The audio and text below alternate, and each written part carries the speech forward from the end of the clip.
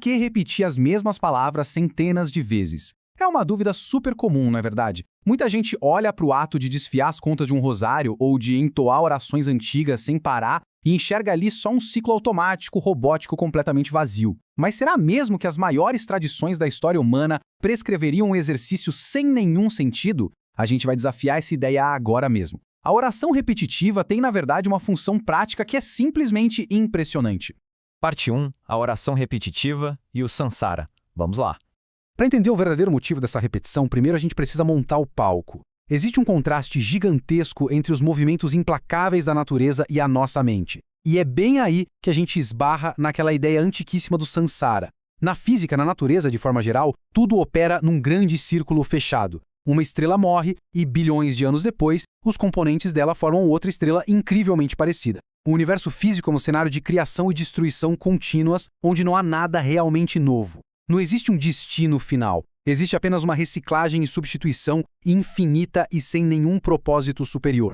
Mas aí vem o grande choque existencial. Quando a gente coloca a vida consciente nessa equação, toda essa equivalência exata da natureza simplesmente evapora. Basta pensar o seguinte: ninguém no universo inteiro tem a exata mesma percepção da realidade. Quando uma vida acaba, aquele testemunho específico do mundo desaparece e jamais vai ser substituído de forma equivalente. É exatamente por isso que a consciência exige uma trajetória com um propósito final. Ela definitivamente não nasceu para ficar apenas girando infinitamente no vazio.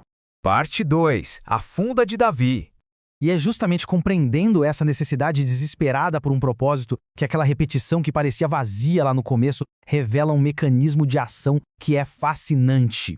Isso ilustra de forma brilhante a essência da oração. A gente não está só imitando o ciclo sem fim da biologia ou das estrelas. A repetição metódica funciona exatamente como a funda do herói bíblico Davi. É só imaginar a pedra girando dentro daquela funda de couro.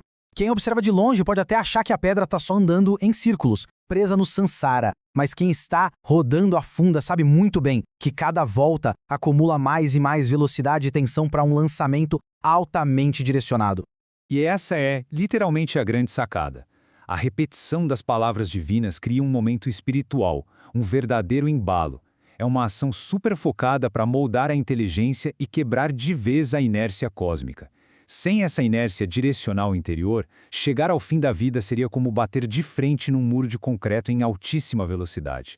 Ao usar a repetição para criar um embalo em direção ao Criador, a consciência consegue finalmente romper com o ciclo cego da natureza. É por isso mesmo que os textos do Apocalipse batem tanto na tecla da necessidade de ser frio ou quente, rejeitando violentamente aquele estado morno. A inércia não leva a lugar absolutamente nenhum. A gente precisa gerar energia e movimento direcional para sair do lugar. Parte 3. A pomba e a serpente. Bom, depois que a alma constrói essa velocidade e é lançada numa nova trajetória, ela passa a precisar de ferramentas super precisas para não cair em armadilhas durante a viagem. É vital ter uma perspectiva dupla para julgar a si mesmo e o mundo lá fora. O material original aborda isso, lembrando daquela instrução clássica de sermos inocentes como as pombas e prudentes como as serpentes. De um lado, a pomba olha para o mundo focando no que é bom e puro, confiando na ausência de malícia. Do outro, a serpente tem aquela sabedoria de rua, sabe? Ela lê o ambiente, reconhece os perigos na mesma hora e entende perfeitamente quem é a presa e quem é o predador. E a maturidade espiritual de verdade exige fundir essas duas capacidades perfeitamente. Porque, vamos pensar o seguinte, uma alma que só tem a visão da pomba vai ser engolida viva pelas ilusões do mundo. E a visão solitária da serpente? Vai gerar puro cinismo e amargura. O desafio gigante aqui é apontar essas duas lentes para o mesmíssimo objeto simultaneamente. Fazendo isso, a alma integrada vira, na prática, uma teia de aranha. Isso mesmo, uma teia de aranha. Hiperatenta e sensível a cada mínima vibração da realidade, separando com precisão cirúrgica as verdades espirituais das puras ilusões mundanas. Parte 4. Zakar, a memória divina. Agora, saindo um pouco do esforço puramente humano, a gente entra na dinâmica de como ocorre a interação divina através de um princípio hebraico antiquíssimo. Esse é o princípio do Zakar, que significa basicamente memória ou lembrança. No nosso dia a dia, lembrar de um carro que a gente teve anos atrás não faz o veículo aparecer magicamente na garagem, certo? Mas, quando a gente lida com entidades puramente espirituais que não têm matéria física, a regra do jogo vira de cabeça para baixo. Recordar ativamente a presença divina significa literalmente torná-la efetiva e genuinamente presente no exato milissegundo da lembrança. E o passo a passo disso é impressionante. Aquele ato consciente e estruturado de lembrar do Criador não é um monólogo interior. A tradição ensina que quando a inteligência foca ativamente em Deus, acontece um movimento recíproco fortíssimo, onde a inteligência divina projeta o seu conhecimento de volta. O resultado direto dessa colisão invisível é uma retificação drástica e imediata da nossa narrativa existencial. Então, o grande detalhe é este. A mente humana tem uma mania terrível de querer ser o centro inabalável do universo. A gente está sempre querendo ser o super-herói invencível ou a grande vítima sofredora de todas as histórias. E o princípio do Zácar, ao trazer essa presença gigante para perto, quebra essa ilusão na marra. Ele lembra, com uma clareza absurda, que o ser humano não é o personagem principal da existência, mas sim um aliado nessa história toda. E cá entre nós, tirar esse peso enorme das costas de tentar ser o centro do mundo é uma libertação gigantesca para a consciência. Parte 5. O uso de ícones. Para fechar. Só que tem um detalhe. Criaturas feitas de carne e osso cansam.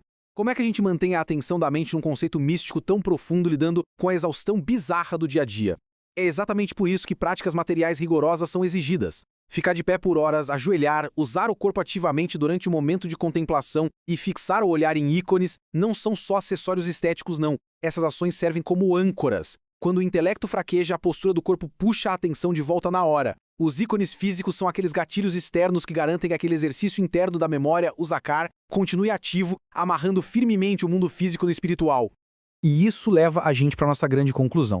Todo esse esforço colossal se resume no que a fonte original analisa como o sabor da própria alma. Quando o barulho do mundo lá fora silencia e a mente fica a sós com a própria narrativa, qual é o gosto que vem à tona?